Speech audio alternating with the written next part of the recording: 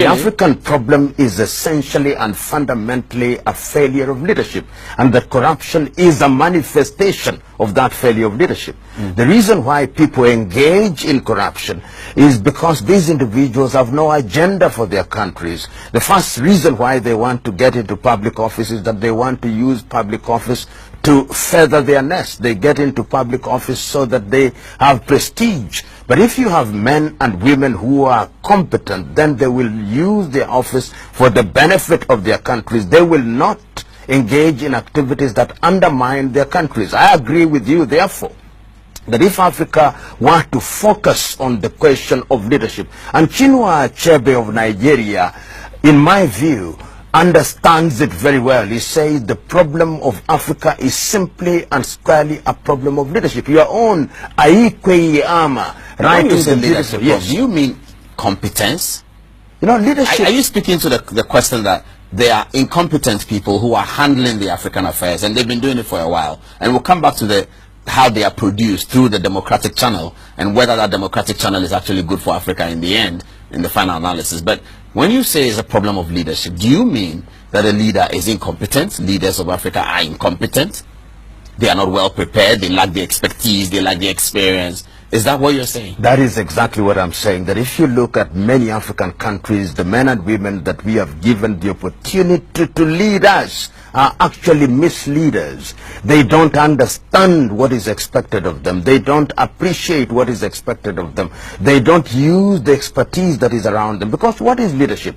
Leadership is the ability to identify professionals and experts in different areas and use the expertise to achieve the overall agenda that is in the interest of the nation, so that you don't have to be an economist to ensure that your country is moving in the right economic direction.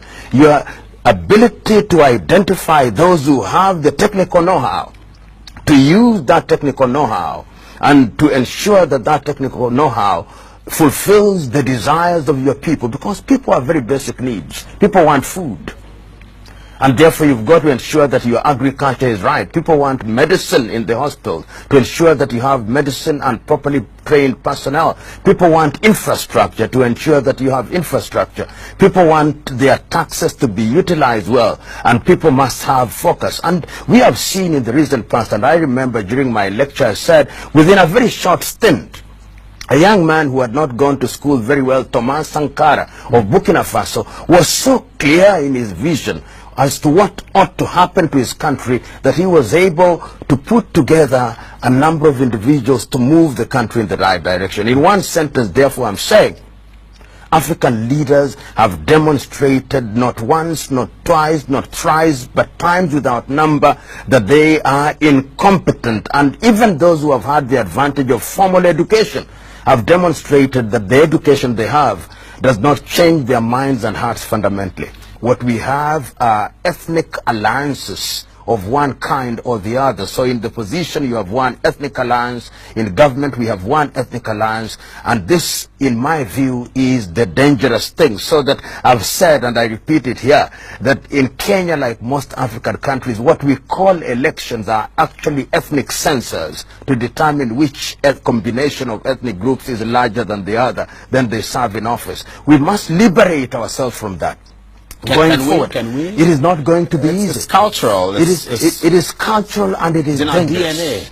It is that is the tragedy. It appears to be in our behavioral DNA, but in our neighborhood in Tanzania, education, if it is directed in a positive way, has it been done? It has been done in the neighborhood in Tanzania, with many more ethnic groups. Through the effort of the Nyerere regime, men and women are elected into office on the basis of their ability, because the parties are not anchored in ethnicity. So it can be done. That is why I don't believe that is embedded in our DNA. It is the bankrupt politician whose interest is short-term agenda, who allows ethnicity to be the only way of political mobilization. And that, I think, is dangerous to a young country such as ours.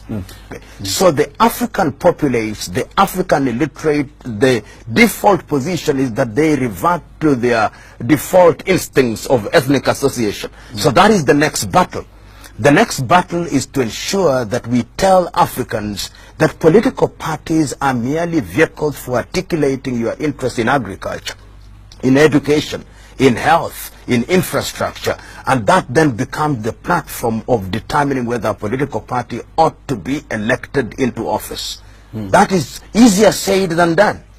Easier said than done, because the bankrupt politician will always go back and invoke the ethnic card and say, it is our turn to eat, if you may, and that if I'm the president, we will be in a good position. And people vote for what I call feel-good effect, so that if one is from one tribe, you say, my president is from the president is from my tribe, and people feel good. Africans should liberate themselves from those primitive thoughts and to realize that in the 21st century what we need are men and women who can deliver regardless of their ethnic extraction.